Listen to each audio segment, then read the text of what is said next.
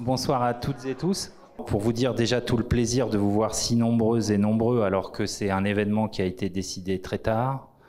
On voit bien que le thème de la gauche et le travail intéresse en premier lieu donc mon syndicat, le syndicat national des journalistes CGT, qui est co-organisateur de l'événement avec donc deux médias, Le Vent se lève et Fakir. Alors Fakir, c'est un média avec qui on a des relations depuis très très très longtemps, avant qu'un certain François Ruffin devienne député, parce que le SNJ-CGT est, on peut le dire, le syndicat de la presse dite pas pareille ou dite indépendante. Voilà, et ça fait depuis une quinzaine d'années qu'on essaie de structurer une activité syndicale dans ces médias indépendants de toute puissance financière et des milliardaires qui possèdent la presse aujourd'hui dans ce pays. Donc voilà.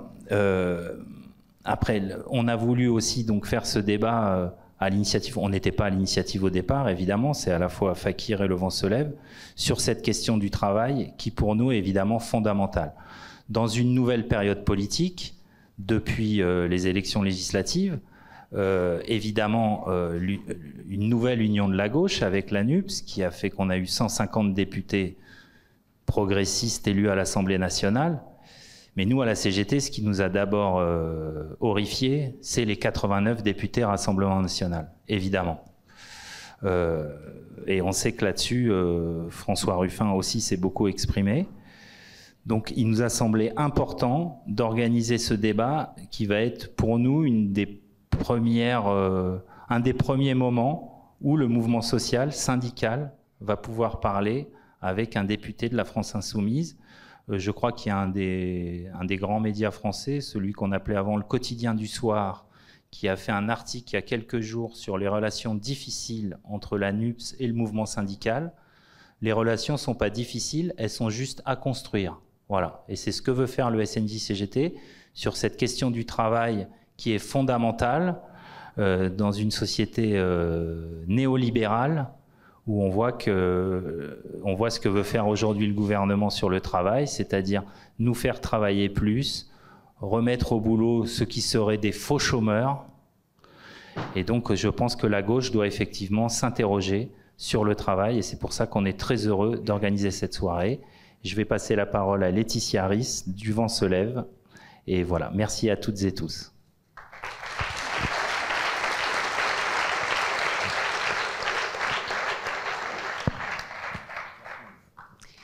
À mon tour, je remercie Emmanuel d'avoir ouvert ce débat et je remercie évidemment Sophie Binet et François Ruffin d'accepter d'ouvrir cette rencontre, cet échange politique pour la rentrée qui porte effectivement, vous le savez, sur la gauche et le travail. Et je suis sûre que vous tous qui avez probablement repris le travail cette semaine et qui êtes rentrés de vacances, peut-être seriez-vous restés plus longtemps à profiter de votre temps libre et vous vous demandez bien pourquoi aujourd'hui reparler du travail, comme si on est tous très contents d'y retourner.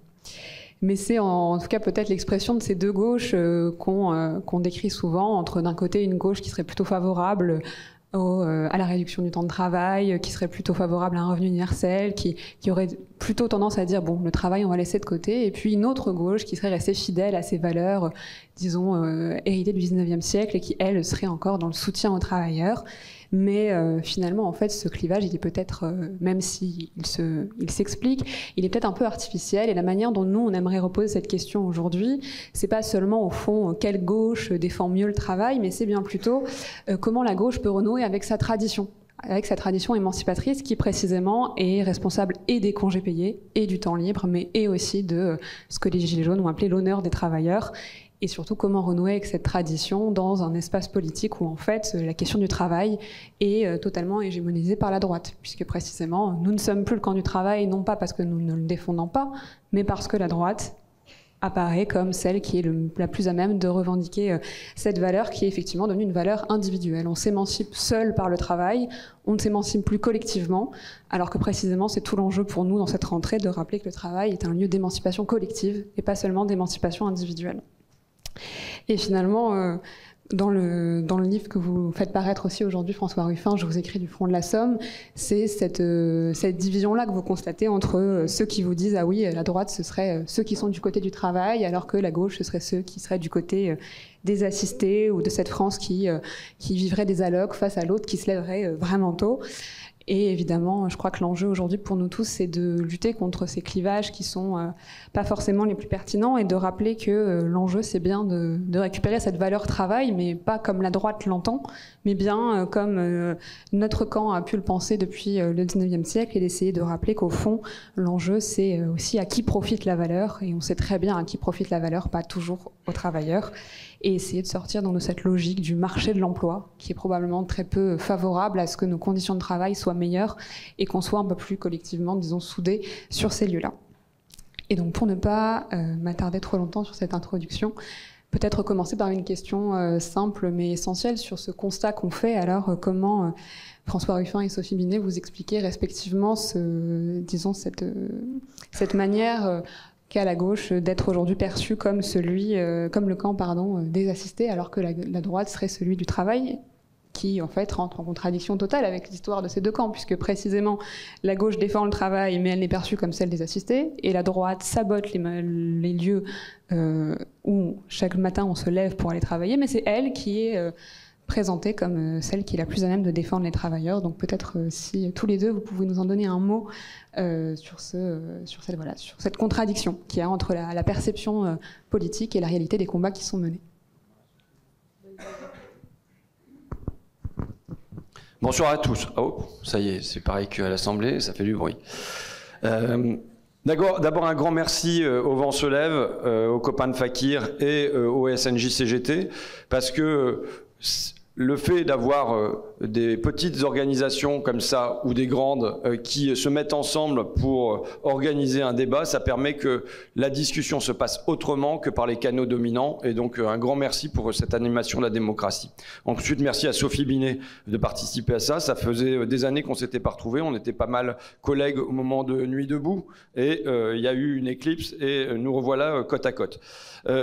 J'aurais posé des préalables. D'abord, je comprends que je ne vais pas dire des choses agréables.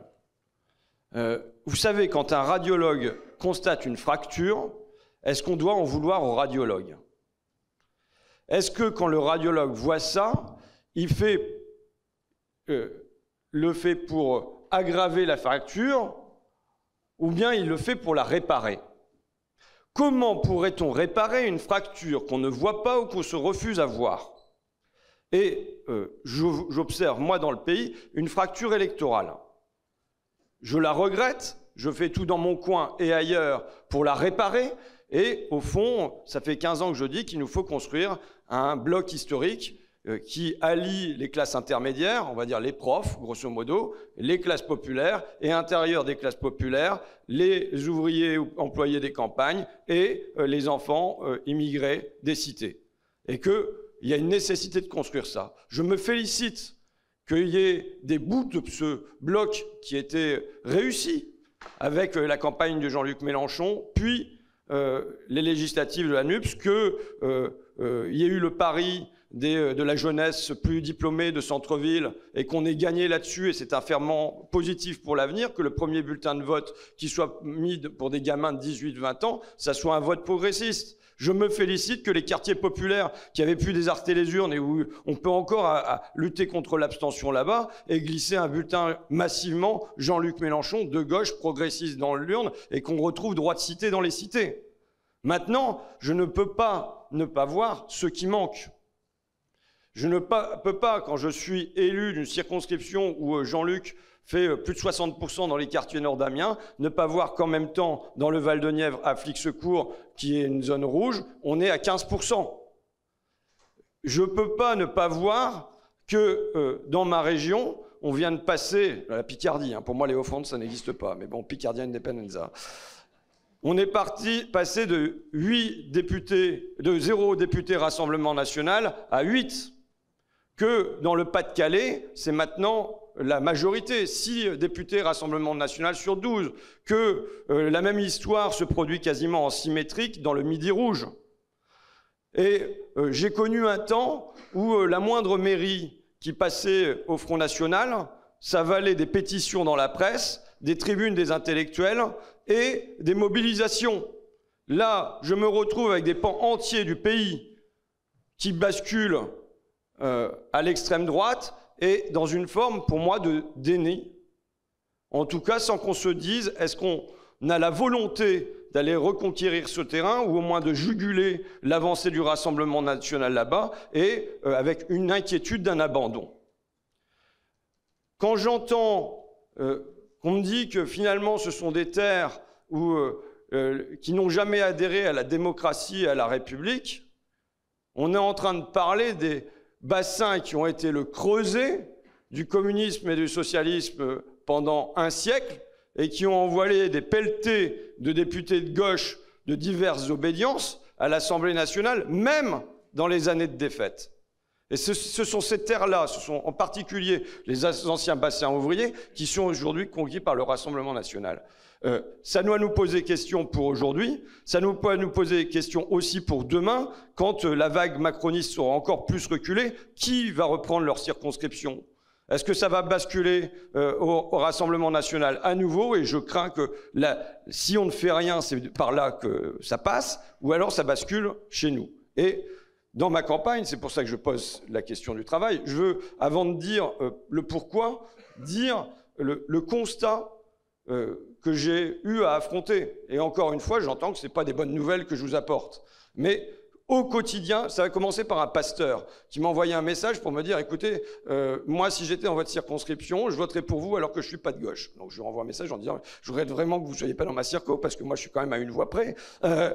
Et je ne comprends pas que vous ne soyez pas de gauche, le Christ c'est le partage. Bon, il me répond, non, je ne suis pas de gauche parce que je suis pour la valeur du travail. Et pour moi, je me disais, mais merde, c'est quoi, qu'est-ce qui se passe? On a eu Jaurès, on a eu Germinal, on a eu Fourmy, on a eu tout ça, et voilà qui me raconte ça. Et au porte-à-porte, de manière constante, ce qui nous était renvoyé, c'est « mais moi je travaille alors que j'ai droit à rien, alors qu'il y a les cas sociaux, alors qu'il y a l'assistanat, alors qu'il y a les assistés ». Ça ne fait pas plaisir d'entendre ça. Mais quand vous l'avez massivement en face de vous, vous ne pouvez pas ne pas voir la température du thermomètre.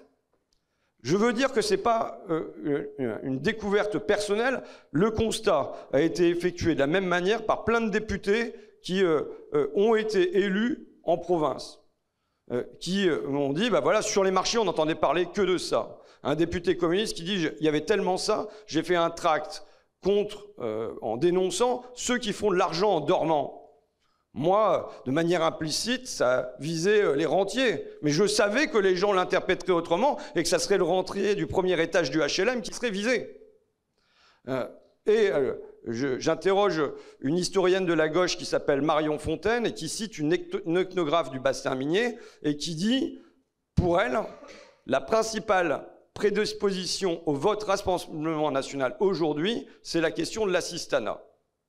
Donc, ça veut dire que quand on a à affronter ça, je veux déjà qu'il y ait... Moi, je veux sortir de cette soirée avec qu'on se dise oui ou non.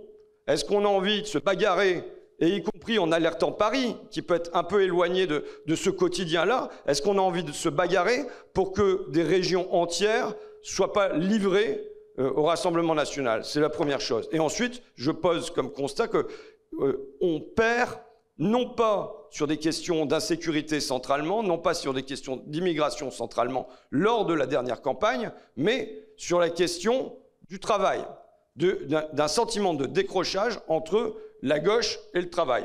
Je veux dire que déjà, je refais mon petit historique, mais le Rassemblement national s'est installé dans nos coins par la crise du travail.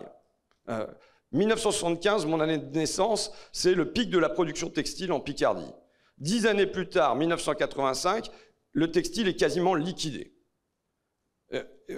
Bon, c'est quand même un fait historique, les cathédrales s'étaient construites sur les textiles. En 10 ans, c'est mort. Pourquoi? Parce qu'il y a la signature des accords multifibres. Et dans la foulée, c'est la métallurgie qui va en souffrir, c'est l'ameublement, c'est le pneumatique, enfin, c'est des tas de noms qui ont pu résonner jusqu'ici, Whirlpool, Goodyear, Paris au siège de France, jusque Flodor, les chips qui sont partis. Et c'est évidemment, on ne comprend rien à un coin comme le mien si on ne repart pas de ces années 80-90 et de ces délocalisations en série avec deux faits. Une gauche qui accepte, au fond, cette mondialisation, quand elle ne la dirige pas avec Jacques Delors à la Commission européenne et avec Pascal Lamy à l'Organisation mondiale du commerce, et une gauche qui vient dire aux gens, au fond, parler du travail et du capital, des actionnaires et des salariés, des petits et des gros, c'est archaïque, c'est dépassé, on ne doit plus parler comme ça, c'est manichéen, il faut se moderniser.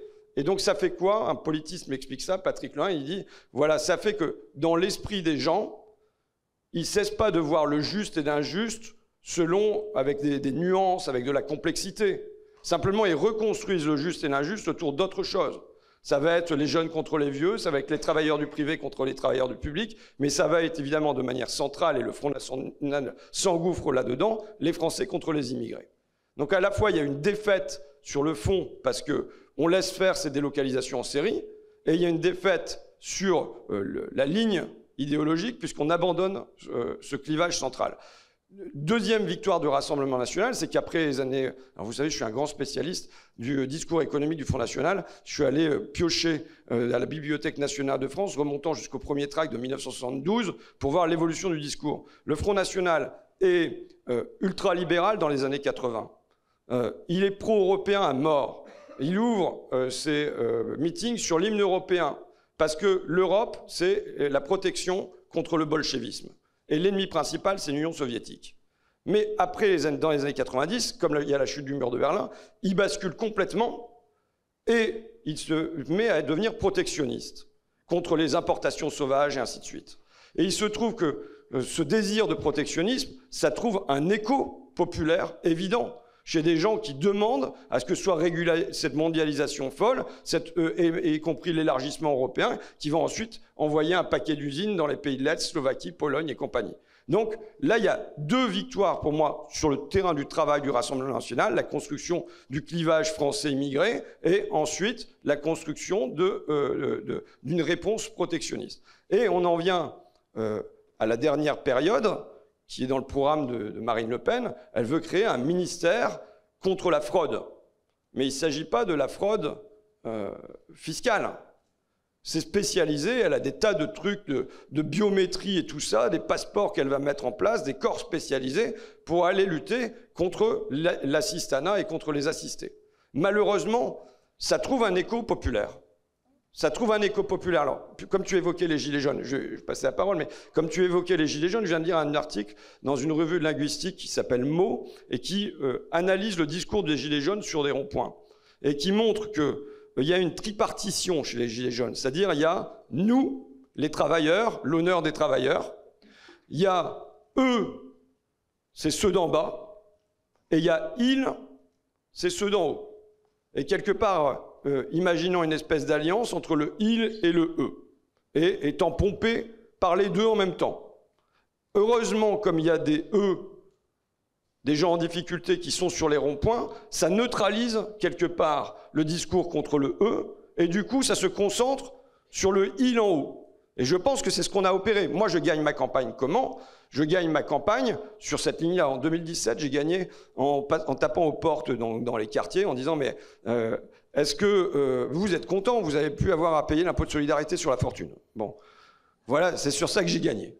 Les gens ils disent « mais qu'est-ce qu'il me raconte? Il est fou celui-là, je paye pas l'impôt sur... » Bon, ben, ça fait sourire les gens, c'est une porte d'entrée, vous savez, faire passer un message en 30 secondes. Là, c'est bon, bah vous êtes content. Vos salaires, ils ont triplé. Non, qu'est-ce qu'il me raconte? Mais votre retraite, elle a triplé. Non, pourquoi? Parce que les 5 premières fortunes françaises, elles ont triplé sous Macron. Et évidemment, le combat central, et c'est ma première réponse politique, c'est de toujours reconstruire ce conflit-là. De faire que ça cesse de regarder en bas et que ça regarde en haut. Maintenant, on a un problème énorme, c'est que le bas, c'est visible tous les jours, et les gens, ils ont un cas très concret. Vous pouvez vous bagarrer dessus, mais ils savent très bien que le neveu de leur cousin, il se lève pas le matin, ou on connaît ses horaires de lever et de coucher, quel téléphone portable il a, quand est-ce qu'il a changé, enfin, tout est connu, en gros, quoi. Hein. Donc, se bagarrer là-dessus, c'est vraiment très compliqué. Donc, il y a un renversement à opérer pour reconstruire la centralité du conflit capital-travail. C'est une première réponse que j'ai. Après, tu parlais de l'honneur des travailleurs, j'en dirai peut-être un mot ensuite, je vais passer la parole à Sophie, mais il y a à construire le travail autrement que comme une souffrance, mais savoir en parler comme d'une fierté aussi. Je voudrais revenir sur ce thème-là ensuite. Merci en tout cas. Ouais, Bonsoir à toutes et tous, merci pour ce débat. D'abord, moi, évidemment, je donnerai de leçons à personne et pas à la gauche politique. Je pense que pour avoir un dialogue respectueux et constructif, il faut justement qu'on parle à partir de chacun et chacune quels sont nos rôles et qu'on puisse construire les choses ensemble. Donc, je suis là pour donner de leçons à personne et je pense que c'est très intéressant qu'on ait ce type de débat et ce que tu mets dans le débat que je partage. C'est pour ça que j'ai accepté de venir ce soir, parce que je pense que les forces syndicales et le monde du travail a besoin de perspectives politiques et qu'il faut y travailler ensemble. Deuxième chose que je voulais dire, c'est que globalement, quand même, c'est un problème un peu plus large, je ne sais pas pour excuser la gauche, mais un peu plus large, c'est que globalement, le travail a disparu des radars. Il suffit de regarder la façon dont le travail est traité dans les médias pour s'en convaincre. Alors évidemment, à la télé, on entend parler du travail que quand il y a des grèves ou qu'on brûle des palettes devant des entreprises. Dans la presse écrite, on pourrait attendre un peu plus. Dans la presse écrite, quand on regarde les principaux médias nationaux, ont supprimé leur rubrique travail social qui sont transformées en économie entreprise. C'est par exemple le cas du Monde. Et on a une invisibilisation des enjeux liés au travail. On ne parle du travail que quand il y a des grands conflits. Et en fait, on ne parle pas du travail, on parle du conflit, mais on ne voit pas tout ce qui se passe au travail. Et puis, invisibilisation du travail aussi dans la sphère politique, puisqu'il y a une professionnalisation de la vie politique, avec des députés notamment, mais un corps politique qui est professionnel de la politique et qui n'a plus de métier par ailleurs, et donc une invisibilisation aussi de ces enjeux-là. Avec, tu parles du Front National, mais avant ça, on a eu la résurgence du travail via les macronistes, où qui est-ce qui est arrivé en force à l'Assemblée nationale? Eux, ils n'étaient pas des professionnels de la politique, mais c'était des patrons, en fait. Et donc, en fait, c'est eux qui sont arrivés et qui ont repris le discours du travail, a été porté à partir des enjeux patronaux, avec aujourd'hui une majorité présidentielle où c'est les DRH qui sont au pouvoir. Alors, c'est très pratique pour le patronat. Auparavant, avec la droite, il y avait besoin quand même d'avoir un certain nombre de stratégies de lobbying. Là, il n'y a même plus besoin, puisque c'est eux qui tiennent directement le stylo, qui écrivent les lois, qui sont dans tous les cabinets et qui exercent directement le pouvoir. Donc il y a un basculement avec Macron. Ensuite, ce que je voulais dire, c'est que je pense qu'il y a un tournant important dans les années 2000. Pourquoi ? C'est quand même la première fois qu'on a un membre de la famille Le Pen qui arrive au deuxième tour de l'élection présidentielle. Et ce tournant, il se fait, tu le disais un peu, je pense que la phrase qui symbolise ce divorce de la gauche avec le monde du travail, c'est Lionel Jospin qui dit devant les Michelin mobilisés contre la fermeture de leur entreprise, il leur dit « l'État ne peut pas tout ». Et cette phrase, elle résume la démission des forces politiques du camp du progrès face au monde du capital, en fait, où on dit, voilà, on ne peut plus agir sur l'économie, on ne peut plus agir sur les entreprises, on n'a plus la possibilité de faire. Et à partir de ce moment-là, oui, ça organise l'abstention, le vote Front National, etc., puisque on ne voit plus l'État d'une façon générale et les forces de gauche en particulier comme pouvant rétablir le rapport de force. Et donc, ce basculement sur l'État ne peut pas tout, du coup, le débat à gauche, il se limite à un débat quand on veut parler partage des richesses, parce que quand même, quand on est de gauche, parler partage des richesses, c'est important. Comme on occulte l'enjeu capital-travail, puisque l'État ne peut plus agir sur le capital, eh bien, on va parler de ce qu'on appelle à la CGT le partage de la pénurie, c'est-à-dire le débat sur le partage des richesses, en fait, il est limité au débat sur la fiscalité, sur l'impôt, sur est-ce que les cadres vont payer un peu plus pour avoir un peu plus de prestations sociales pour celles et ceux qui ne travaillent pas ou celles et ceux qui ne vivent pas de leur travail. Et on va organiser le débat sur le partage des richesses de cette manière-là, en occultant tous ceux qui vivent de notre travail et qui vivent de leur rente, et en occultant ce débat central. Cette démission de la gauche, elle peut aussi s'illustrer à travers des termes, parce que les termes sont politiques. Quand on nous martèle du matin au soir que le travail est un coût, eh bien oui, effectivement, la fierté des travailleuses et des travailleurs, le sentiment de force et la réalité qui est que les richesses créées, elles le sont grâce à notre travail. On organise justement le fait de baisser la tête et de nier le rapport de force. De la même manière, sur le discours sur les charges sociales, quand ce discours il prend le dessus, on voit qu'on perd une bataille idéologique déterminante. Et pour finir sur ce point, ce qui illustre cette démission face au capital et le décalage du débat, au lieu de parler du débat entre le capital et le travail, on va juste se concentrer sur la fiscalité. Ça ne veut pas dire qu'il ne faut pas avoir de débat sur la fiscalité, c'est important, mais ça ne peut pas résumer l'horizon de la gauche. C'est le basculement du financement de la protection sociale, d'un financement par la cotisation sociale à un financement par l'impôt. Alors souvent, je pense, y compris nous, les syndicats d'ailleurs, on n'a pas été capable d'expliquer cet enjeu de façon politique, ce que ça transforme en fait. Quand on passe de droits financés par notre travail, par nos cotisations, quand nous travaillons, on a un salaire net et puis on a aussi le salaire brut, le salaire socialisé qui nous permet de nous garantir nos droits à retraite et nos droits à chômage, par exemple, nos droits à assurance maladie, les prestations familiales, etc. Et progressivement, justement, la gauche a accepté de passer de ce financement par le travail de nos droits à un financement par l'impôt avec la création de la CSG par Rocard, et puis après, ça n'a cessé d'augmenter.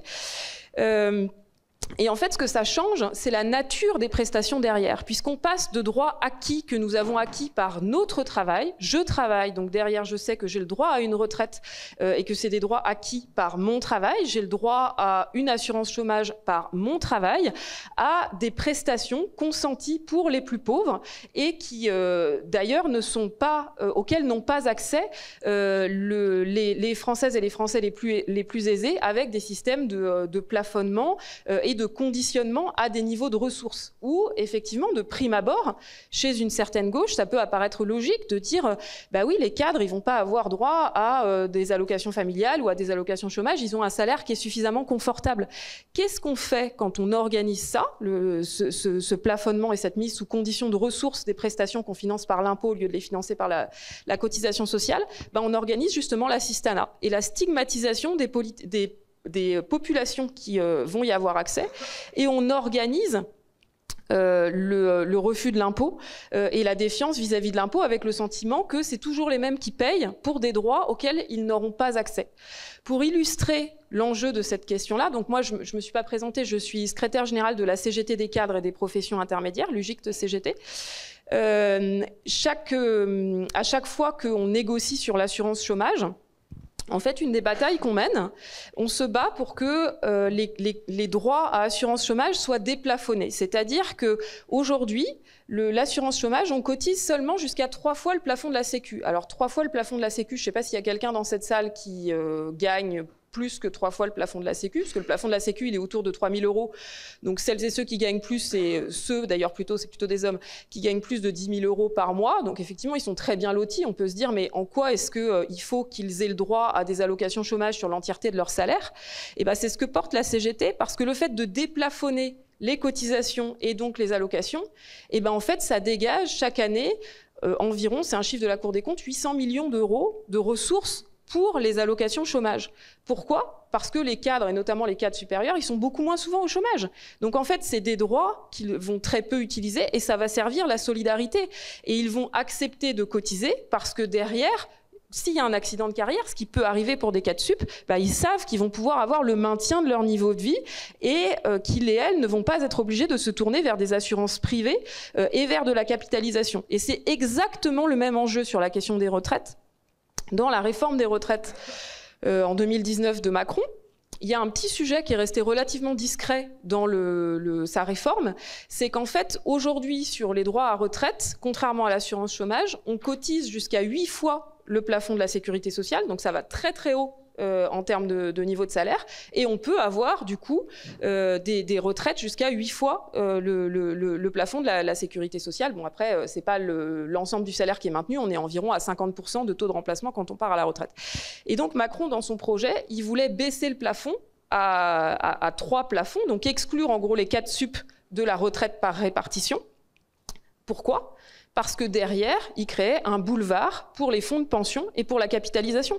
Parce que les 4 sup, évidemment, qu'ils ne vont pas se laisser tondre comme ça et qu'il faut la garantie de maintenir leur niveau de vie une fois à la retraite. Et donc, quand on gagne plus de 10 000 € par mois, on a les moyens de se constituer une épargne et on va pouvoir s'assurer le maintien de son niveau de vie en ayant recours à la capitalisation. Et en fait, cette question-là, dans les débats sur les retraites, elle est centrale. Pourquoi est-ce que Macron et le patronat veulent en permanence baisser nos droits à retraite pour laisser un espace toujours plus important pour les assurances, les fonds de pension, pour la spéculation?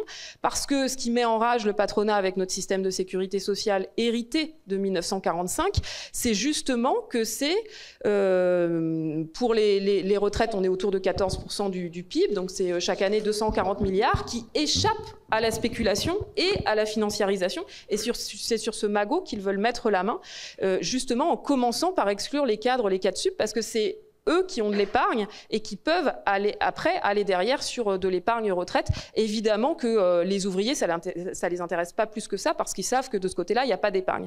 Donc tout ça pour dire que un des enjeux, justement, c'est de reconnecter la protection sociale au travail, les droits au travail, pour casser ce discours lié à l'assistanat et casser cette mise en opposition de population et faire en sorte que toutes et tous, nous ayons intérêt à cotiser pour se générer collectivement des droits et garantir le financement de la solidarité.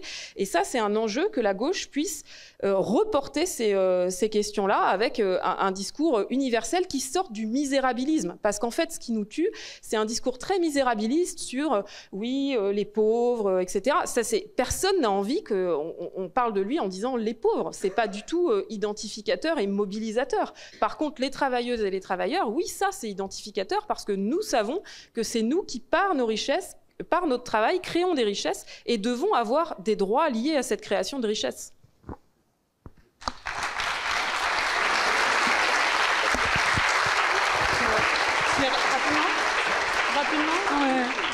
Vas-y. Ça marche. Merci à tous les deux pour ces premiers constats, en tout cas, de l'état des lieux. Et Sophie Oudinet, vous disiez servir la solidarité. Je crois que c'est une expression essentielle. Et justement, en fait, même dans une hypothèse où la gauche serait perçue comme le camp du travail, est-ce qu'il n'y a pas un autre vrai défi, en fait, qui est indépendamment de celui de revaloriser le fait qu'on ne travaille pas juste pour soi, mais pour des droits, mais justement d'essayer d'unir finalement tous ces travailleurs qui ne sont pas les mêmes entre un chauffeur Uber précarisé, une aide-soignante qui travaille dans un hôpital, même un petit auto-entrepreneur qui essaye de survivre comme il peut, et finalement toutes ces professions éclatées, puisqu'elles vivent de cette idée qu'il faut travailler juste pour soi et pour survivre et qu'ils n'ont plus à l'esprit cette dimension de solidarité collective, même en étant dans des situations de précarité similaires, en fait, ne se reconnaissent pas forcément comme appartenant à un même, disons, à une même classe. On pourrait aller jusqu'à le dire comme ça, c'est-à-dire que comment en fait réussir à réunir ces travailleurs qui, en plus de ne plus s'identifier les uns aux autres, n'ont même plus l'idée qu'ils travaillent les uns pour les autres. Ouais, vas-y. Je vais à la fois te répondre et rebondir sur ce que dit Sophie. Moi, je viens pour apporter des réponses aussi. On peut contester les réponses que j'apporte, mais je ne veux pas qu'on dise que j'arrive sans solution. Donc, il s'agit de les mettre dans la discussion commune. La première, je vous l'ai dit, c'est la centralité du conflit capital-travail, des petits contre les gros, et ainsi de suite, qui doit être un objectif politique permanent.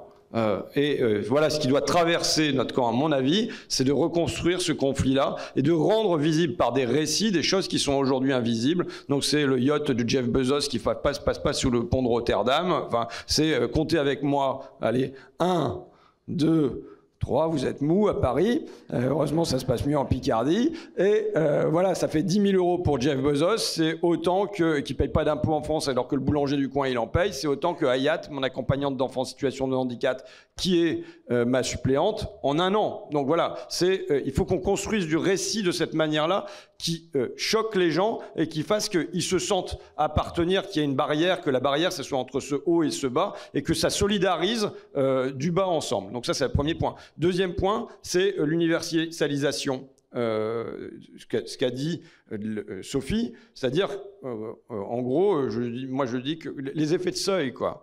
À la fois, il y a des tas de paperasses à sortir pour démontrer qu'on est bien dans la pauvreté, Donc c'est quand même un côté humiliant pour pouvoir accéder à des droits. Et ça produit par ailleurs de la petite jalousie de la personne qui est juste au-dessus, mais qui n'aura pas le droit à une bourse pour sa fille, alors qu'il n'y a pas de transport pour aller à la fac, qu'elle va soit devoir payer un logement, mais on se demande comment on va faire, ou alors lui acheter une voiture pour qu'elle fasse des allers-retours. Vous voyez? Donc, bon, je vous parle de situations très concrètes. Donc, que la gauche renoue avec de l'universel. Quand on a fait l'école gratuite pour tous, pour la mère célibataire avec des gamins qui ont en difficulté, pour la fille d'agriculteur et pour les enfants de Bernard Arnault. Et de la même manière, je pense que pour la sécurité sociale, on l'a fait pour la retraite. Alors c'est pas les mêmes niveaux pour chacun, mais ça se fait de cette manière-là. Je raconte une anecdote dans mon bouquin à propos des allocations familiales. Pendant la gauche plurielle, Jospin a l'idée de dire finalement les familles de riches, elles n'ont pas besoin de toucher des allocs. Donc on va ne plus en donner. C'est la manif pour tous avant l'heure, Auteuil-Neuilly-Passy se réveille, Versailles avec, il y a une manif. Bon, et là, surprise, député communiste de la Somme, Maxime Grometz, décide de rejoindre la manif des Versaillais. Alors, tout le monde se fout de sa gueule, et moi y compris. C'est Fakir à l'époque. Et j'ai un échange avec Serge Alimi, donc depuis devenu directeur du Monde diplomatique, qui me dit « Mais t'as tort, il a raison, parce que c'est comme ça qu'ils ont fait aux États-Unis. Aux États-Unis, ils ont commencé par dire que les riches, ils ne devaient plus avoir le droit à l'aide médicale, qu'ils pourraient bien s'en priver et passer par du système privé. Et en fait, du coup, le système pour les pauvres est devenu un pauvre système. Et donc, voilà pourquoi je pense qu'il y a une nécessité, y compris si on parle de chèque alimentation locale, par exemple, puisque ça va être mis en débat par Macron, de dire le chèque alimentation locale, c'est pour tous. C'est pas seulement quand on a bien prouvé qu'on est dans la pauvreté. Le pass sport, c'est pour tous. Voilà. Donc ça, c'est une autre réponse. Ensuite, dans ce que à la fois a dit Sophie et ce que tu as dit, la notion de travailleur. Alors c'est mon côté linguiste, mais j'avais déjà travaillé avec une linguiste sur ces questions-là et qui montrait qu'en dans les discours, on était passé de travailleur qui est actif à salarié qui est passif.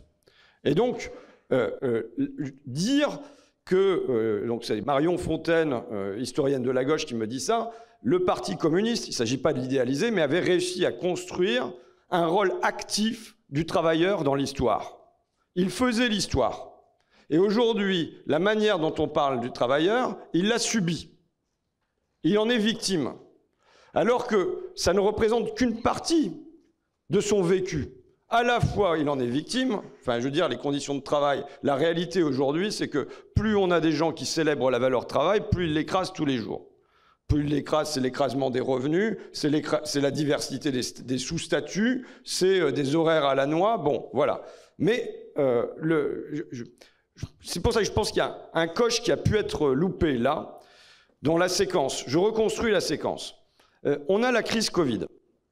La crise Covid met en lumière le caractère indispensable des auxiliaires de vie sociale, des aides-soignantes, des assistantes maternelles, des caristes, des camionneurs, des manutentionnaires. Sans eux, on n'a plus un rouleau de PQ dans nos supermarchés, on n'a plus une boîte de cassoulet.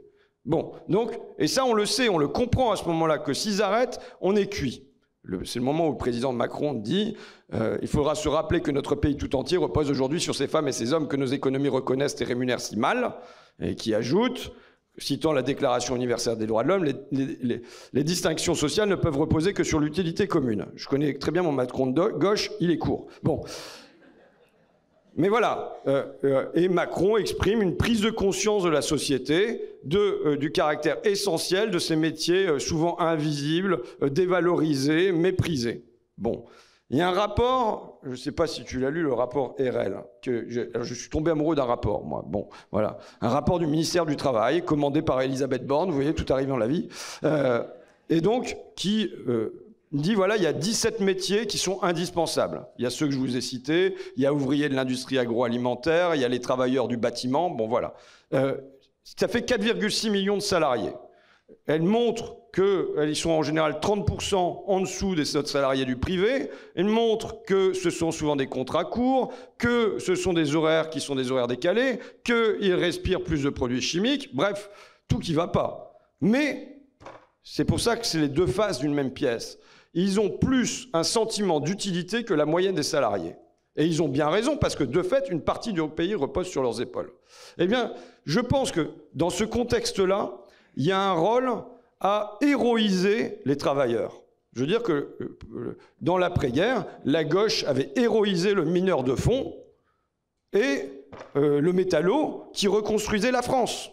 Eh bien, de la même manière, aujourd'hui, je pense qu'un enjeu, c'est d'héroïser l'auxiliaire de vie sociale. Alors, c'est ce que j'ai essayé de faire avec Debout les femmes. Hein. C'est d'héroïser le cariste, c'est d'héroïser le manutentionnaire pour lui dire que nous partageons la fierté de son métier. Je me suis mis à courir le long des quais de Seine. D'habitude, je cours que le long du chemin de la Somme à Amiens, mais je suis de plus en plus parisien. Donc voilà. Et là, je vois un gars une camionnette qui était garée, qui était en train de livrer les restos sur le quai de Seine, avec marqué Jojo 60, voilà, et c'était marqué fier de mon métier. Et si on ne comprend pas cette fierté qu'ont les gens à faire leur métier, souvent ce qui ne va pas, ce qu'ils n'aiment pas, c'est la manière dont on leur fait faire leur métier.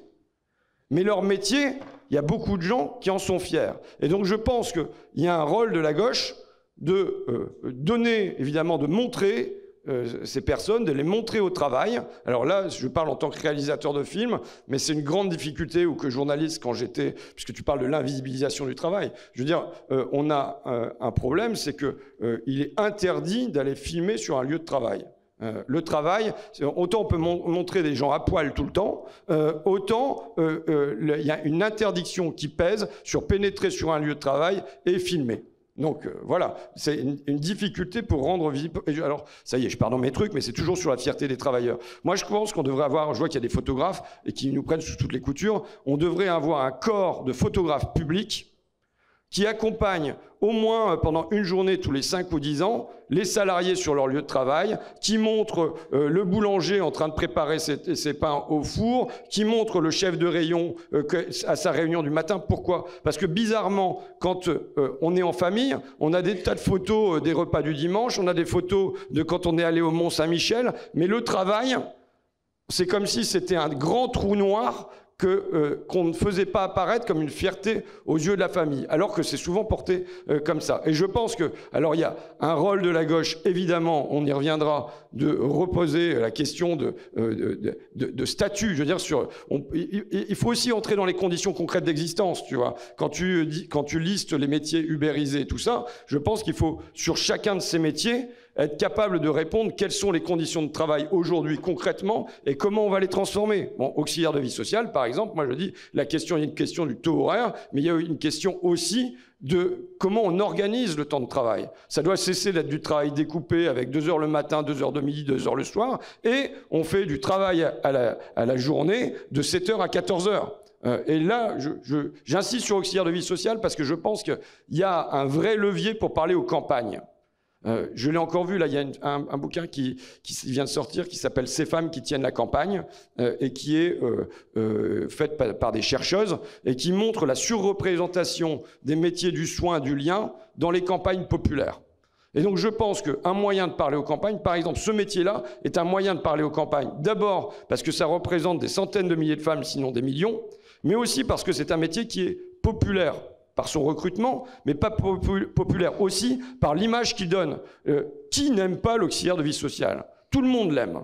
Et donc je pense que rattacher l'image de la gauche en disant centralement, nous allons les défendre, elles par exemple, nous allons défendre les femmes de ménage, nous allons défendre les caristes, c'est des métiers qui, la France est en train de devenir un vaste pôle logistique, voilà, il y a un hyper développement des entrepôts.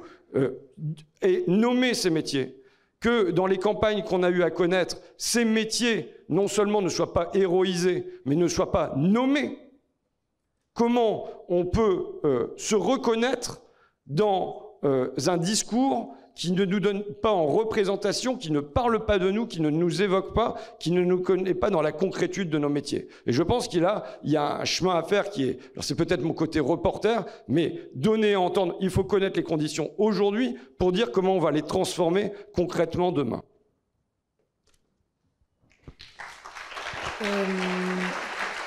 Ouais, moi je voulais rebondir sur 3 choses.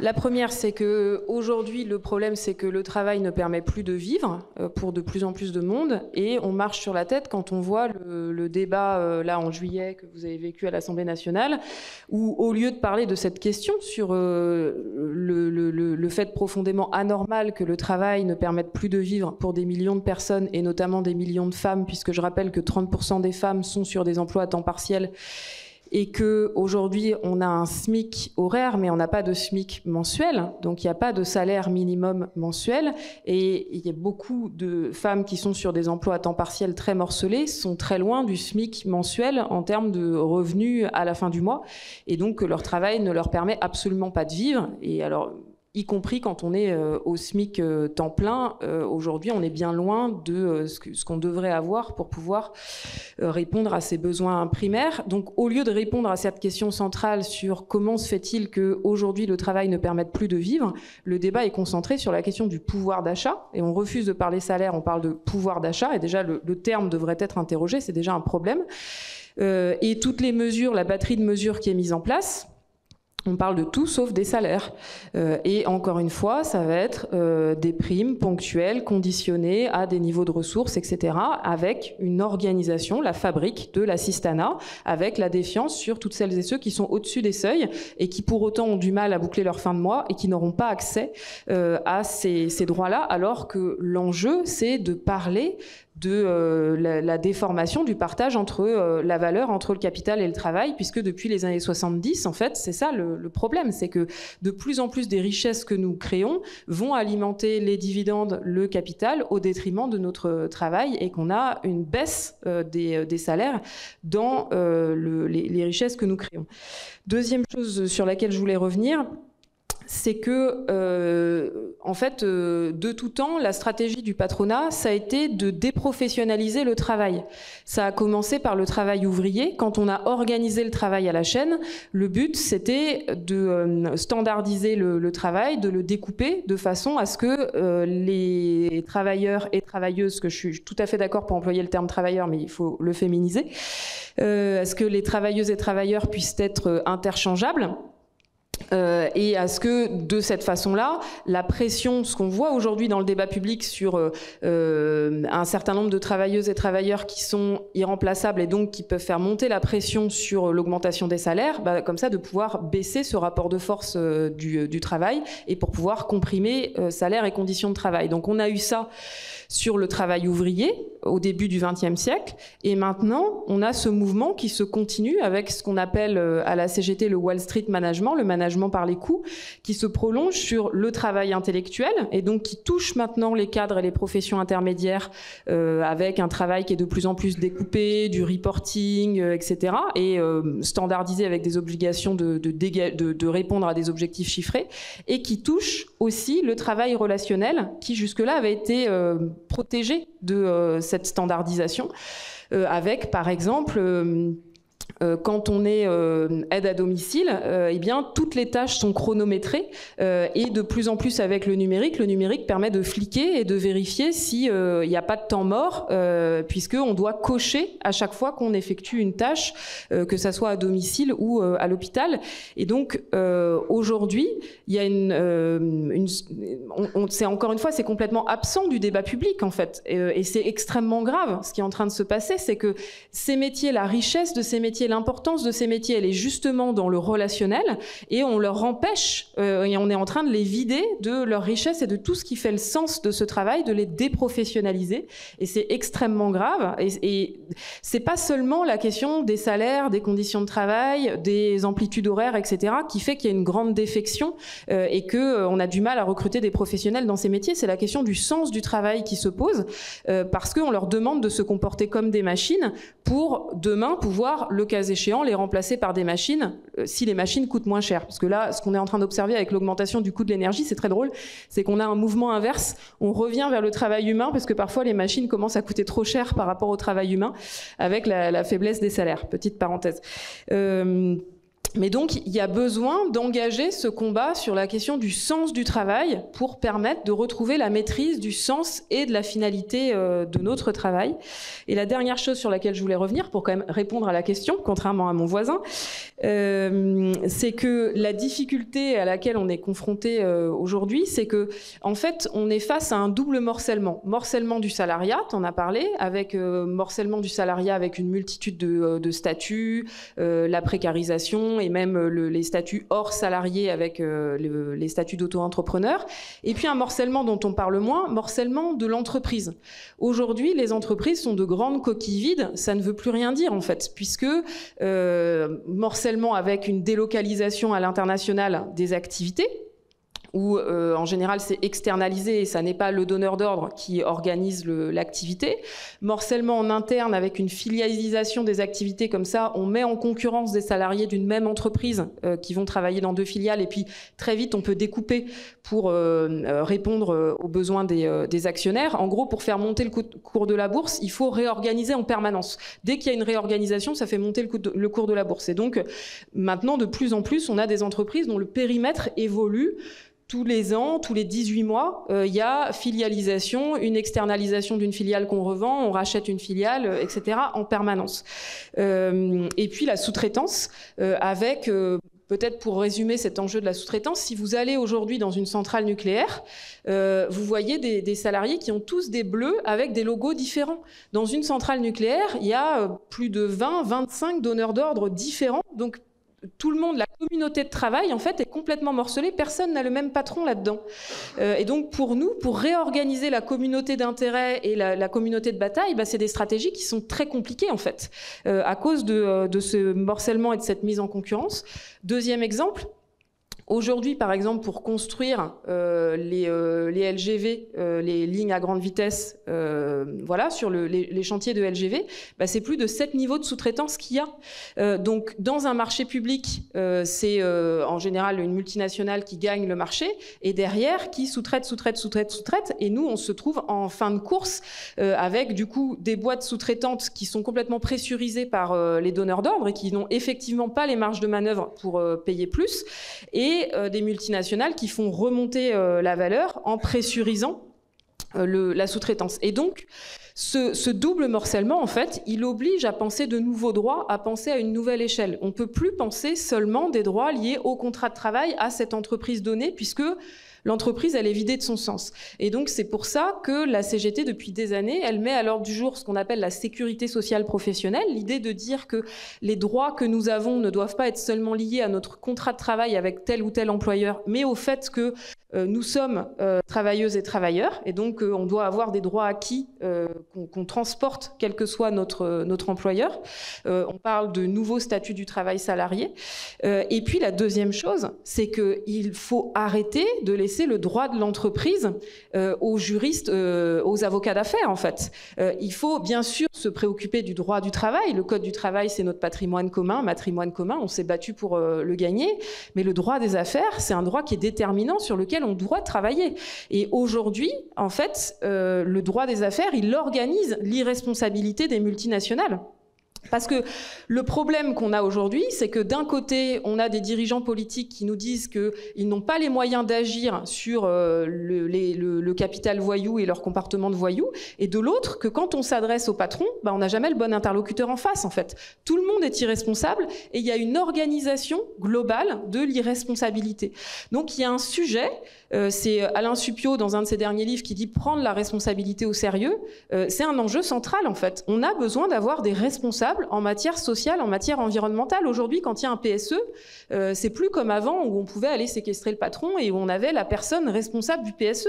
Et du coup, quand même un moyen de pression possible. Là, on en est réduit à arracher des chemises de DRH, mais le DRH, il y peut rien, en fait. Et lui, il est là, on a des cost killers qui bougent et qui changent de boîte tous les 5 ans, et qui sont juste là pour exécuter les bases œuvres et puis qui vont changer de boîte le lendemain. Donc ils s'en fichent de l'avenir de l'entreprise, ils s'en fichent de l'avenir du territoire, ils s'en fichent de l'avenir des salariés. Donc il y a besoin de reconstruire un droit qui organise des responsabilités et qui permette qu'on puisse avoir des interlocuteurs en face de nous au niveau national et évidemment au niveau international. Bien sûr que ces questions s'organisent à l'échelle internationale. Et donc la dernière chose là-dessus, c'est que nous avons dans notre patrimoine, l'Organisation internationale du travail, l'OIT, qui a été créée au lendemain de la Première Guerre mondiale, en 1919, sur le postulat qu'il n'y aurait pas de paix sans justice sociale. C'est important pas de paix durable sans justice sociale. C'est important de se le rappeler, puisqu'on voit qu'aujourd'hui, il n'y a plus de justice sociale. Et donc, ça doit nous alerter sur la question de la paix. L'OIT, c'est un formidable instrument, justement, pour reconstruire du droit collectif à la bonne échelle, c'est-à-dire à l'échelle mondiale. Le problème, aujourd'hui, on a gagné la CGT avec la Confédération syndicale internationale, on a gagné la 190e loi mondiale du travail qui est sur les violences sexistes et sexuelles. C'est une très belle victoire qu'on vient de gagner. Le problème, c'est que ces lois mondiales, en fait, elles ne s'appliquent que si le pays décide de les ratifier. Et donc, les États-Unis, la première puissance mondiale, c'est un des pays du monde qui a ratifié le moins de normes mondiales. Et donc, il faut remettre ces normes mondiales au même niveau. Il y a eu un décrochage. On a créé l'OMC dans les années 90. Et en fait, les normes du commerce, elles pèsent, alors que les normes du travail ne pèsent rien. Il faut les remettre au moins au même niveau, et je dirais quand même les normes du travail au-dessus, de façon à ce que les accords commerciaux soient conditionnés au respect du droit international du travail et au fait que les pays aient ratifié ces normes internationales du travail, qu'il faut compléter avec des normes environnementales, de façon à rétablir les choses. On a été capable de construire du droit contraignant en matière commerciale, et d'ailleurs c'est à cause de l'OMC qu'on nous empêche d'avoir de l'intervention de l'État, des aides environnementales, etc. Donc c'est extrêmement contraignant. On doit être capable de construire en face du droit environnemental et du droit du travail contraignant à cette échelle-là.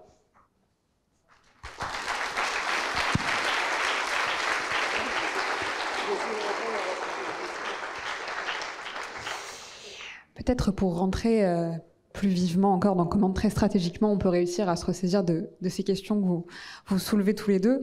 Vous disiez, François Ruffin, tout à l'heure qu'on a raté le coche de la crise Covid et très récemment, vous avez peut-être vu tous les deux, il y a un sondage qui est sorti fait par Cluster 17 sur le rapport des Français au travail, à l'argent, enfin ce qui reprend des questions qu'on a posées aujourd'hui. Et il y a un chiffre qui moi m'a interpellée et qui est peut-être quelque chose dont on peut s'emparer.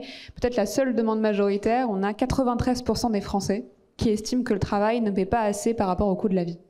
Voilà peut-être la seule demande majoritaire à l'égard du travail qui s'exprime. Encore faut-il la politiser autrement, et du coup la question que je voulais vous poser, c'était effectivement dans ce contexte qu'on connaît tous, qui est le contexte inflationniste, où le coût de la vie augmente et qu'on a des Français qui estiment précisément qu'ils ne sont pas assez payés. Est-ce qu'il n'y a pas là une occasion historique pour la gauche de s'en emparer ?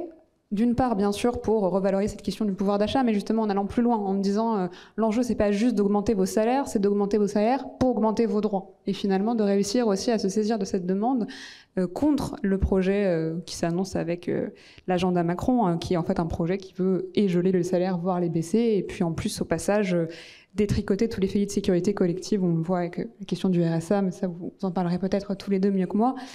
Mais en tout cas, voilà. Est-ce que c'est pas cette occasion-là dont on doit se saisir dans les mois qui viennent, revaloriser les salaires? Oui, mais pourquoi? Avec quel objectif et avec quelle solidarité?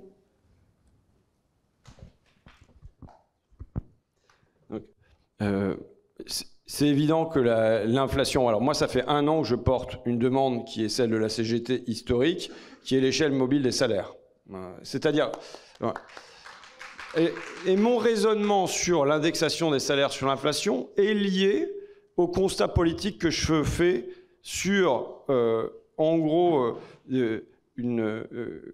c'est même pas une classe intermédiaire, c'est les bas salaires qui sont un peu au-dessus du SMIC et qui se disent, pour moi, ça piétine, et qui regardent en dessous et disent, bah voilà, le SMIC, il augmente, mais moi, je me fais rattraper par le SMIC, en gros. Et donc, je sais que je fais cette demande-là il y a 1 an parce que je sens ça. Je sens que, en gros, et ça se vérifie dans les scores électoraux, Jean-Luc est très fort jusque 950 €, et entre 1200 et 1600 euros, en gros, ça bascule sur Marine Le Pen, donc, jusqu'à 2000 euros. Bon, donc là, on a et c'est pour ça que j'ai d'emblée dit il nous faut l'indexation des salaires sur l'inflation, de manière à ce que ça soit pas seulement ceux qui sont au SMIC qui aient le sentiment de pouvoir mieux vivre, mais que ça soit aussi tous ceux qui sont un petit peu au-dessus et qui sont au ras de l'eau, quoi. Donc là, j'ai une série de récits, puisque je pratique en reporter, des gens qui sont dans des boîtes. Notamment, ce qui est rogné le plus vite, c'est les vacances, quoi. C'est les vacances qui sont passées à la trappe, et en fait il y a presque une habitude qui est prise. Ça va poser une autre question, c'est le droit au repos, et à quel repos, parce que moi je pense ça n'a pas été évoqué jusqu'à maintenant, et je pense que on doit pas parce que j'entends des discours qui disent mais oui, mais il faut la semaine de 32 heures et tout ça, et dire que je suis d'accord, mais la fierté du travail et le droit au repos, au fond, ce sont deux choses, ce sont les deux faces d'une même pièce, et ce sont deux choses qui sont liées. C'est pas l'un ou l'autre. C'est dans la durée, effectivement, le mouvement ouvrier qui se bagarre à la fois pour que le travail soit respecté, qu'on puisse en tirer de la dignité, et qui se bagarre aussi pour libérer du temps du travail. C'est d'abord les enfants qui vont plus à la mine, c'est le dimanche chômé, c'est le samedi à l'anglaise, ce sont les congés payés, c'est la retraite. Et moi, tout en disant qu'il faut qu'on travaille, je dis qu'on doit renouer avec l'histoire du mouvement ouvrier, qui est une histoire de la diminution du temps de travail. Et on doit y renouer pour une deuxième raison, qui n'est pas une raison seulement sociale, qui est aussi une raison écologique, c'est que le travailler plus pour consommer plus, pour produire plus, il a des limites aujourd'hui, et que même de manière plus générale, on voit que à partir des années 70, en gros, le produit intérieur brut n'est plus corrélé aux indices de bien-être.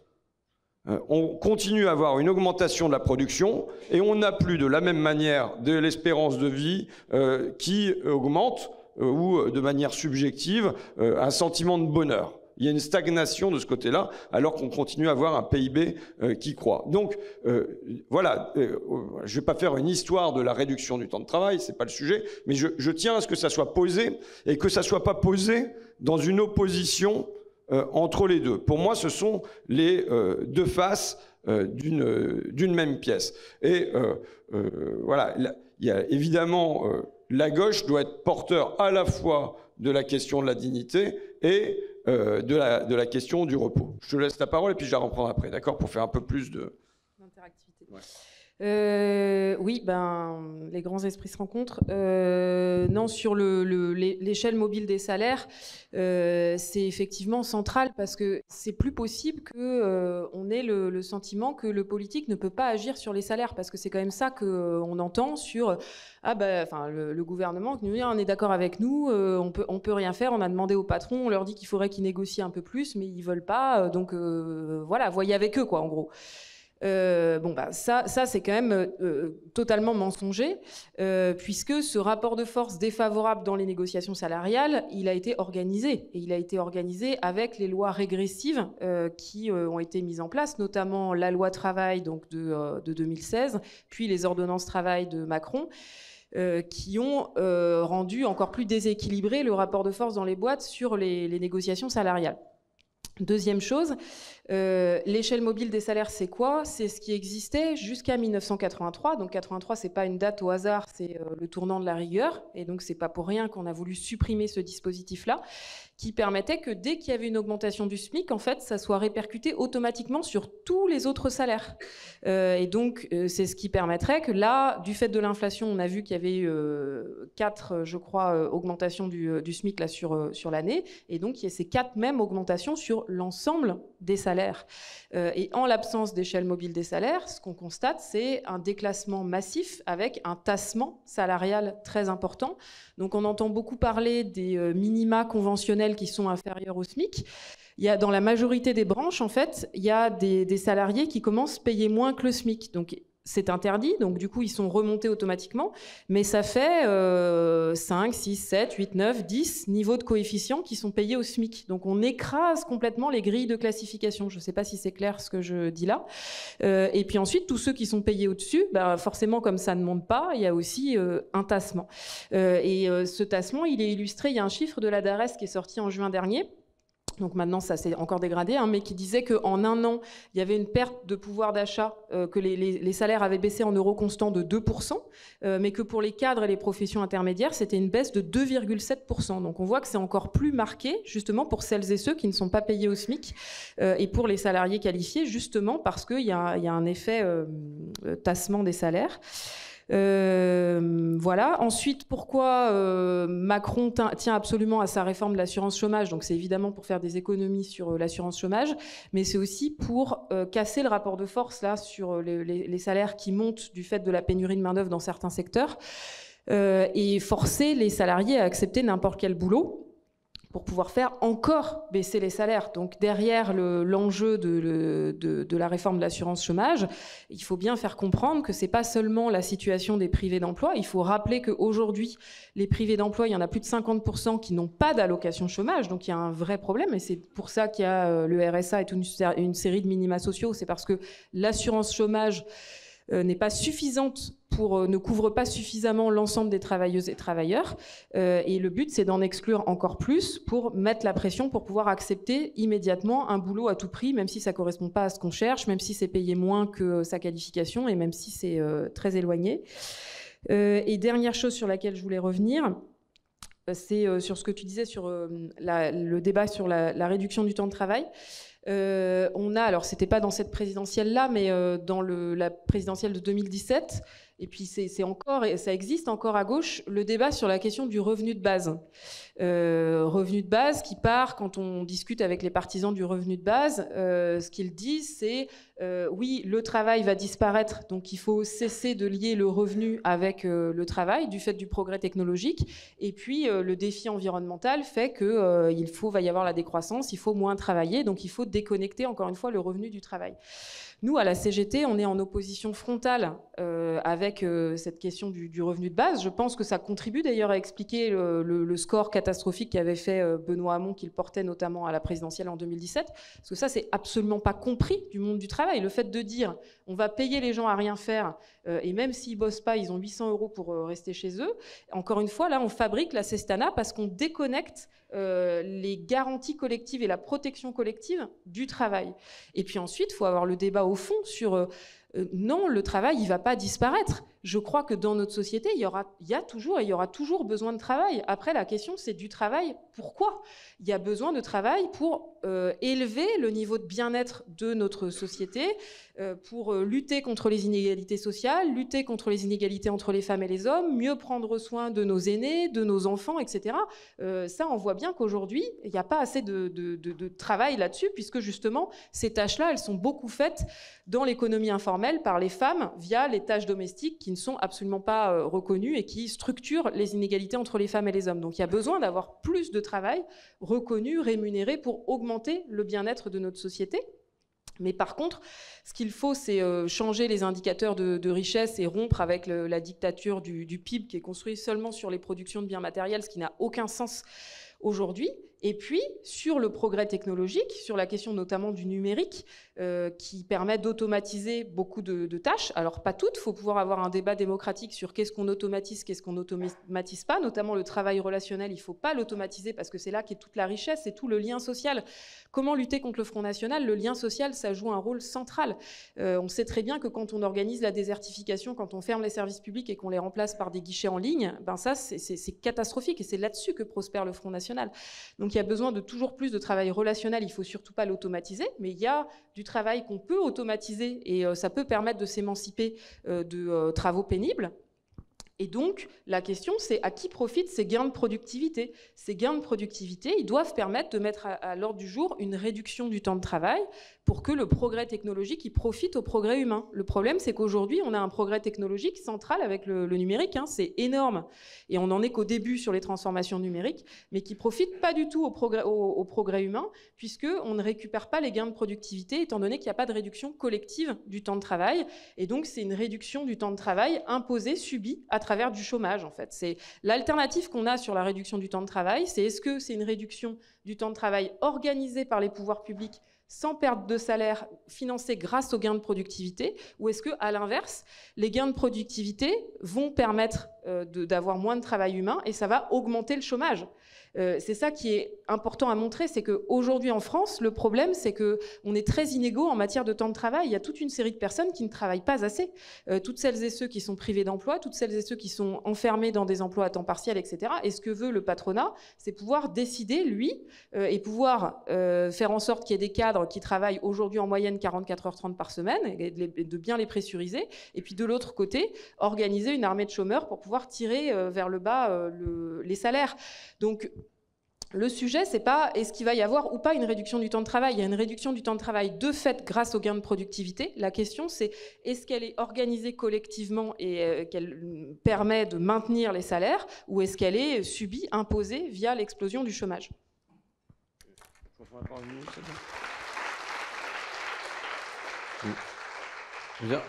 Il faut poser comme principe simple et le marteler, les Français doivent pouvoir vivre de leur travail. C'est une évidence, mais et quand tu annonces le sondage là, de Cluster 17 qui dit 93% des sondés qui sont en accord avec ça, ça veut dire qu'on a... Enfin, moi, j'essaye de faire un jeu avec les gens, c'est-à-dire que je sais que chez les gens, dans mon coin en tout cas, il reste une part de gauche. Mais massivement dans la société, il reste des parts de gauche. Il y a des parts d'écolo chez les gens, enfin, même si c'est traversé par des ombres et de la lumière.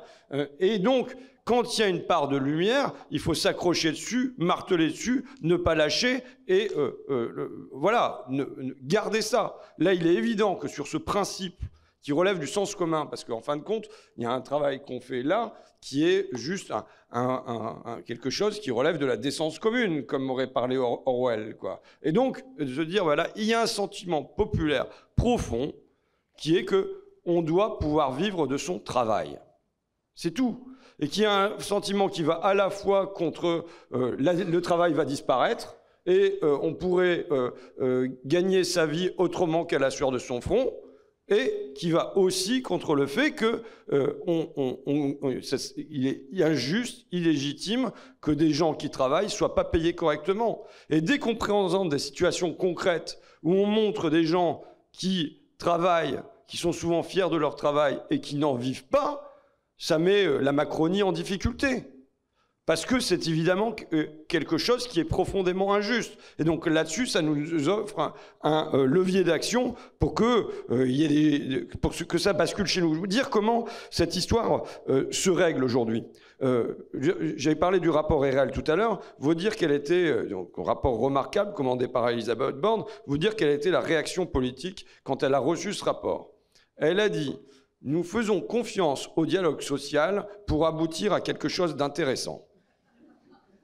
C'est dire à quel point le pouvoir allait se saisir de la question, œuvrer avec volonté pour que les auxiliaires de vie, les ouvriers de l'industrie agroalimentaire, les travailleurs du bâtiment, les camionneurs soient revalorisés dans leur salaire, leurs horaires, leur statut, leurs contrats et ainsi de suite. Bon, elle s'en est lavé les mains. Donc ça veut dire quoi? Ça veut dire qu'elle allait laisser ça au libre jeu du marché. Repeint sous forme de dialogue social. Mais le marché, c'est l'écrasement des faibles par les forts. Et au fond, ils ont pour tout, vous savez, quand on n'a qu'un marteau, on voit tous les problèmes sous forme de clous. Eux, ils ont qu'un marteau dans leur tête. Hein. Et ils voient tous les problèmes sous forme de clous, avec une seule réponse, concurrence, marché, concurrence, marché, concurrence, marché. Vous prenez l'énergie, qu'est-ce qu'on fait? On fait de la concurrence et du marché. Vous prenez les transports, qu'est-ce qu'on fait? On va faire de la concurrence et du marché. Vous prenez l'université, qu'est-ce qu'on va faire? On va faire de la concurrence et du marché. Mais vous prenez là l'emploi, ça va aller mieux pour les travailleurs parce que le marché va faire qu'ils vont être revalorisés parce qu'on va avoir besoin de leur savoir-faire à un moment. Voilà, c'est par la main invisible du marché que va être rétablie une justice à l'égard du travail. Maintenant, je veux dire que cette injustice, cette maltraitance du travail dans la durée, elle n'a pas commencé sur Macron, ça fait 40 ans qu'elle dure. Évidemment, l'un de nos points de bascule, c'est 1982-1983, notamment sur le partage de la valeur ajoutée, puisque en quelques années, c'est 10 points qui glissent du travail vers le capital. Mais cette maltraitance du travail dans la durée, elle a des conséquences individuelles, c'est-à-dire en effet des gens qui peuvent être malheureux, mais elle a une conséquence collective qu'on mesure aujourd'hui. Tu le disais, Sophie, c'est pas seulement parce qu'il y a des faibles salaires, c'est aussi parce qu'il y a un sentiment de mal faire son travail, d'être dans le mal-être. Mais aujourd'hui, alors, on pourrait faire la liste des autocaristes, des accompagnantes d'enfants en situation de handicap, des serveurs, des aides à domicile, dans lesquelles il y a aujourd'hui la pénurie de main-d'œuvre. Mais vous prenez 2 piliers de l'État, un pilier de la République, l'école. Je veux dire, c'est les hussards de la République, c'est là-dessus que ça s'est fondé, c'est sur l'école. Quand, dans la durée, vous avez des enseignants qui étaient payés 2,3 fois le SMIC en 1980, et aujourd'hui on est à 1,2 fois le SMIC, donc ça c'est sur le terrain du salaire, mais sur le terrain de la manière dont un ministre peut s'adresser à eux, eh bien, il y a une maltraitance là, qui est une maltraitance managériale, mais que vivent aussi les salariés dans leur entreprise, la manière dont on s'adresse à eux, parce qu'on dit, de toute façon, il y a un paquet de monde à la porte, alors nous emmerdez pas. C'est comme ça que ça se passe. Donc, ça produit quoi? Ça produit qu'aujourd'hui, les gens veulent plus devenir enseignants, et on est obligé de recruter en job dating. Et je voyais lors d'une manif, un prof qui avait une pancarte et qui disait « L'école est un hôpital comme les autres ». Mais oui, parce que deux autres piliers de la nation, le pilier social, c'est l'hôpital, évidemment, et qui connaît une crise encore pire, avec des infirmières qui acceptent d'y rester 3-5 ans en moyenne, et qui partent ailleurs, éventuellement changent de métier, parce qu'elles sont dégoûtées de la manière dont on leur fait effectuer leur travail. Et donc, dire que la maltraitance du travail dans la durée a des conséquences individuelles évidentes. Le nombre de gens en burn-out, je veux dire, le burn-out, c'est la maladie de l'époque, quoi. Alors, il y avait un psychiatre qui me disait, il y a 30 ans, quand j'ai démarré, quand les gens, ils allaient pas bien à leur boulot, ils allaient voir le syndicat. Maintenant, quand les gens, ils vont pas bien, ils viennent me voir, ils prennent des cachetons. Bon. Donc, là, un mal-être individuel et une désorganisation de la société. Voilà pourquoi, à mon sens, à la fois pour les individus et pour la nation, on devrait replacer au cœur la valeur du travail et, je n'ai pas honte de dire, moi, quelque part, la valeur travail. Je dis la valeur travail, ça choque, hein. C'est une reprise de Sarkozy. Mais au moins la fierté du travail, la dignité du travail, qui fait qu'on se reconnecte à un sentiment populaire qui est qu'on est fier de ce qu'on fait et qu'il ne nous faut pas non plus abandonner. Tu vois, tu parlais d'automatisation. Moi, par exemple, quand il y a eu l'automatisation des caisses, j'étais partagé, j'entendais beaucoup de gens dire « bah oui, mais finalement, c'est un travail de merde, bon, ça va être automatisé, tant mieux ». Et dans les échanges que j'ai eus avec les caissières, parce que je travaillais chez Mermet, à ce moment-là, qu'est-ce qui apparaissait? C'est l'affection qu'elles avaient pour leur travail, parce que c'est un métier de relation. C'est la personne âgée qu'on voit tous les matins, ou c'est le client avec qui on pourra pouvoir discuter un peu, mais voilà, la fierté de faire ce travail, de se retrouver ensemble, mais en même temps, le dégoût de la manière dont on leur faisait faire le travail. C'est-à-dire qu'à la place d'être dans une relation plus ou moins libre, quand même, on ne va pas y passer un quart d'heure pour 3 articles, mais on peut discuter comme ça, et même possiblement discuter d'une caisse à l'autre, avoir un mode de communication qui devient systématisé avec le SBAM, sourire, bonjour, au revoir, merci, avec le SBAM+, sourire, bonjour, au revoir, merci, est-ce que vous avez la carte de fidélité? Voilà. Mais donc, comprendre l'attachement qu'il peut y avoir des gens pour leur travail, et donc y compris dans des métiers comme celui-là.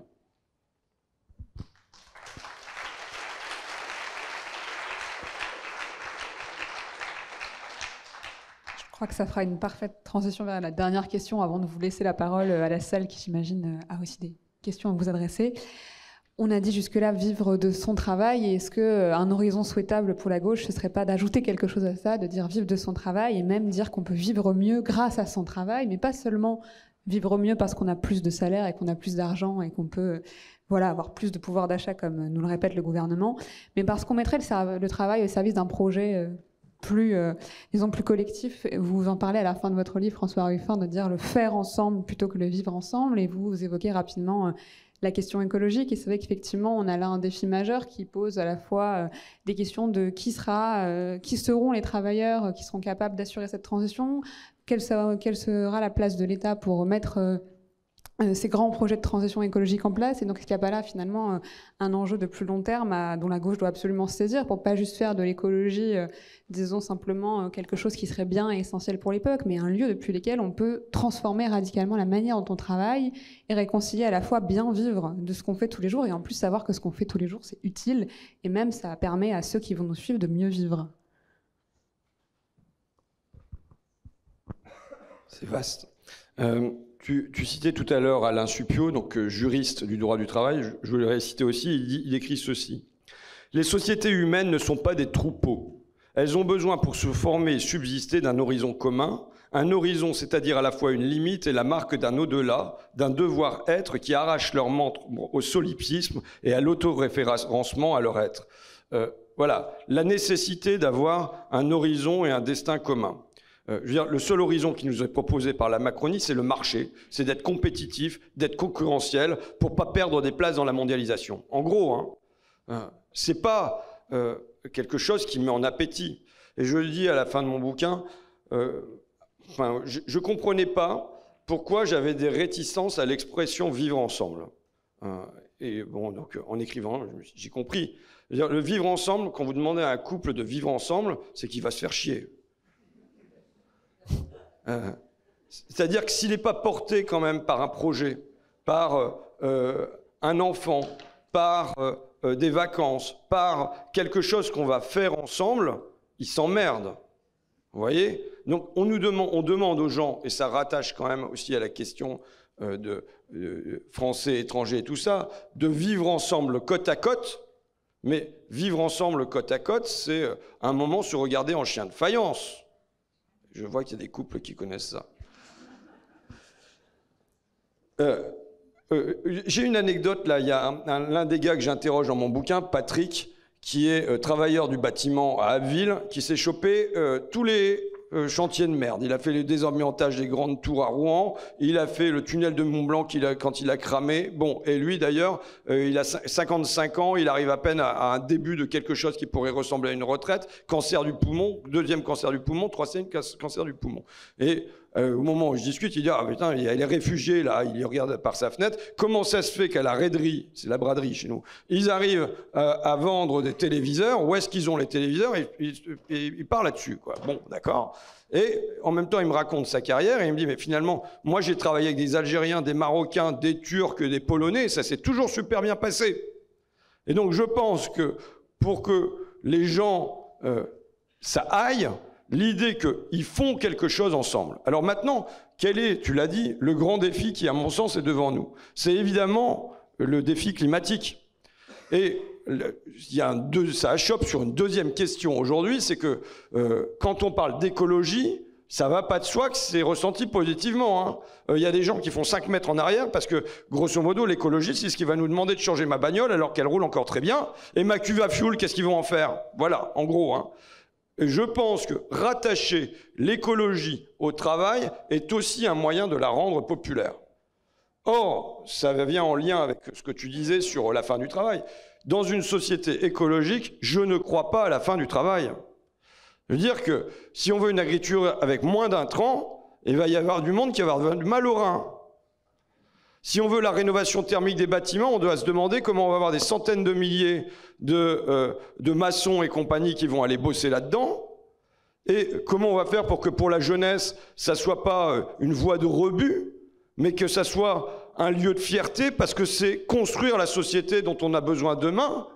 Et qu'on se dise, bah voilà, que c'est peut-être 2000 € minimum, qu'il y a un certain nombre d'avantages qui sont liés à ces métiers-là, tout comme on avait construit des avantages aux cheminots, avec la garantie qu'à 50 ans, il y aura une autre carrière qui pourra s'ouvrir derrière, parce que c'est bien difficile de tenir parfois physiquement jusqu'à 60, 65 ans, et on verra jusqu'où Macron nous entraîne.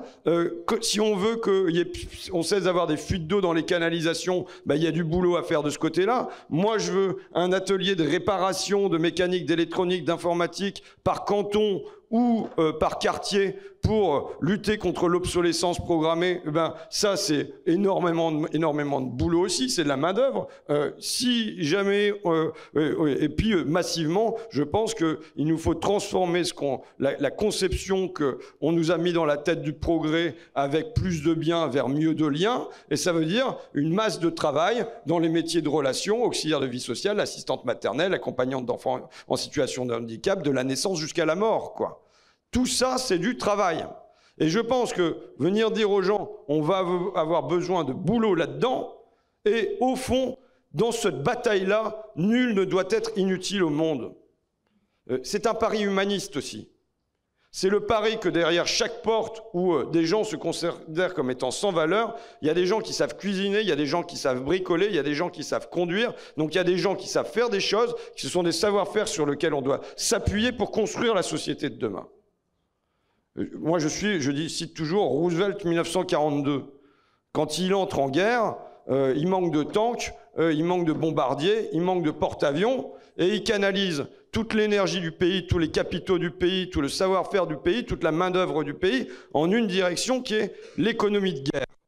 Et bien, de la même manière, aujourd'hui, je trouve qu'un enjeu, c'est de canaliser toutes les énergies du pays, tous les capitaux, tous les savoir-faire, toute la main-d'œuvre, en une direction qui est l'économie de guerre climatique. Et je pense qu'à partir du moment où on arrive à engager le peuple dans cette histoire, non plus dans un vivre ensemble côte à côte, mais dans un faire ensemble et savoir quel est le sens du travail qu'on va mener ensemble, je pense qu'on résout les difficultés politiques qu'on a énoncées au début de la conférence. Voilà. Merci à vous en tout cas.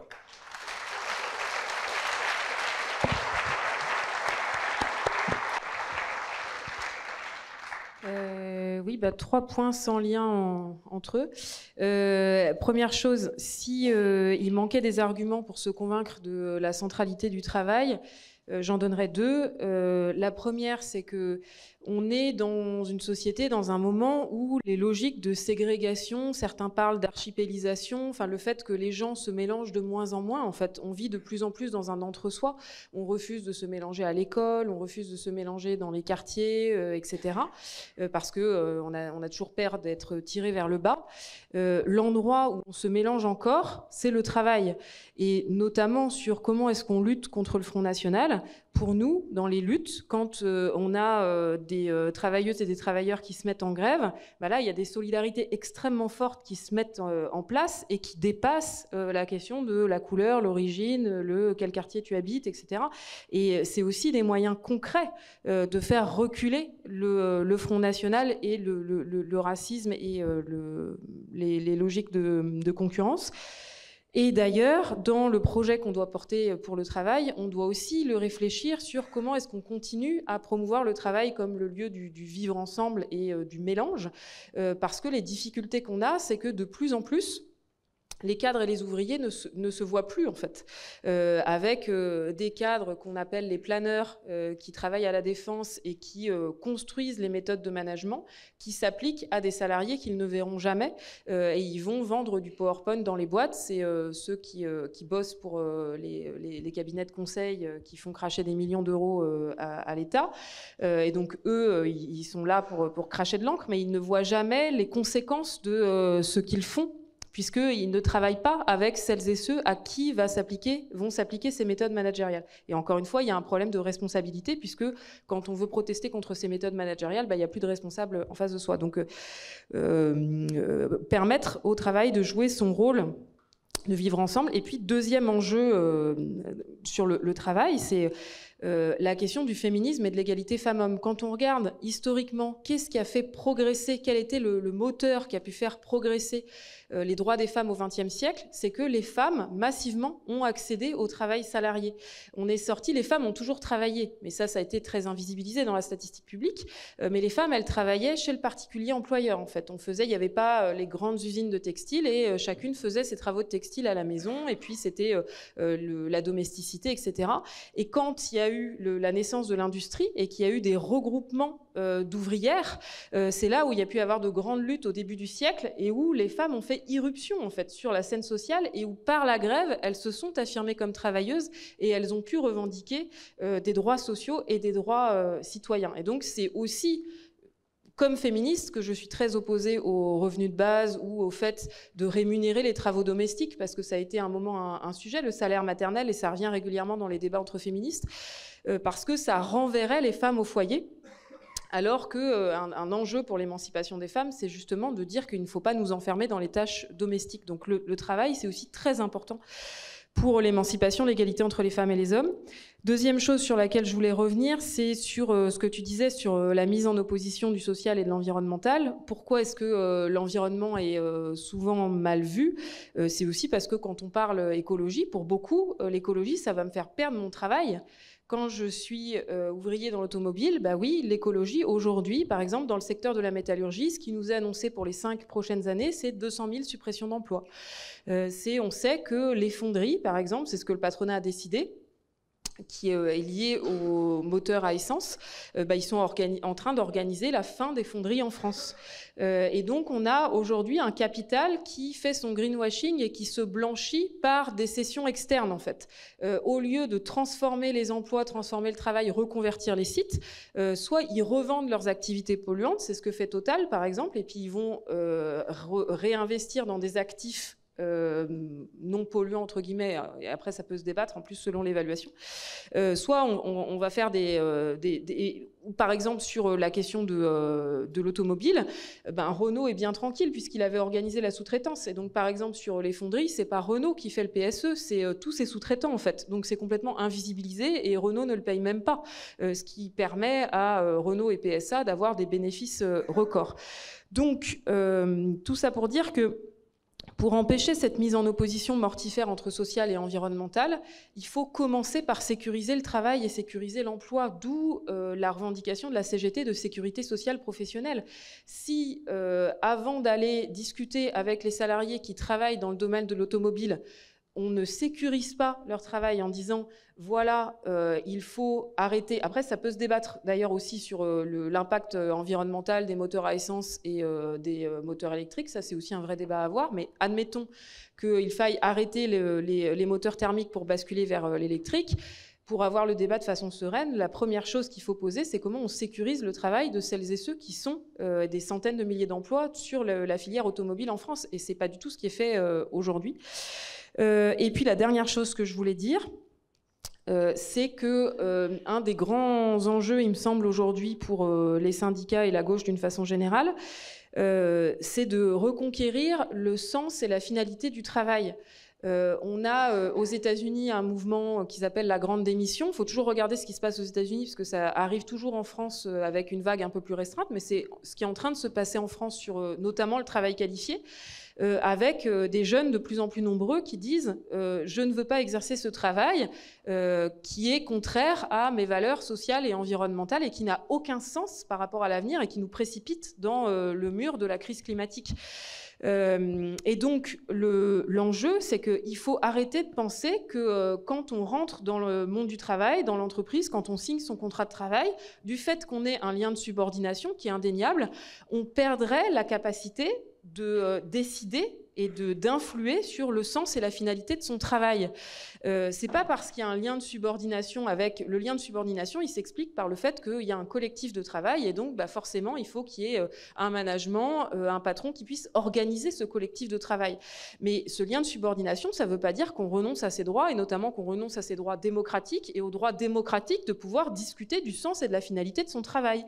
Parce que si on permettait justement aujourd'hui aux salariés de débattre du sens et de reprendre reprendre la main sur le sens et la finalité de leur travail, c'est ça qui nous permettrait à toutes et tous d'agir de l'intérieur et de pouvoir dire, oui, moi, dans mon activité professionnelle, je pense que je pourrais réorienter mon travail de cette façon-là, de façon à répondre à l'enjeu environnemental. Et c'est d'ailleurs ce que font celles et ceux qui sont autonomes dans leur travail. Il y a quelque chose qui est très intéressant qui se passe aujourd'hui dans le monde de la recherche, où vous avez peut-être vu, il y a des universitaires qui décident eux-mêmes de changer de sujet de recherche. Ils ont cette capacité-là, ils ont cette autonomie. C'est très important que les chercheuses et les chercheurs puissent être autonomes, même si c'est fragilisé.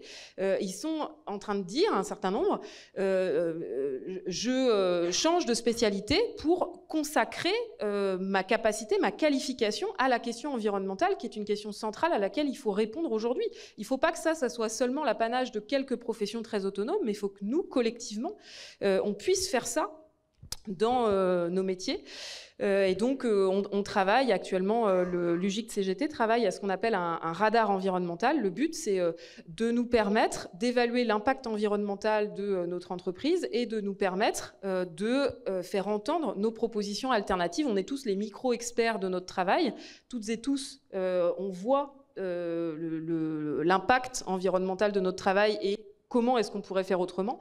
Le problème, c'est que ce comment on pourrait faire autrement n'est pas du tout entendu. Et quand on est en responsabilité dans l'entreprise, on peut finir au pénal avec des responsabilités invocables au pénal, mais qu'on n'a pas la possibilité d'imposer un faire autrement et de dire non, ça je ne le ferai pas et je propose d'agir de cette façon-là. Et c'est ça qu'il faut conquérir aujourd'hui en permettant des droits individuels garantis collectivement qui nous permettent d'exercer ces droits démocratiques.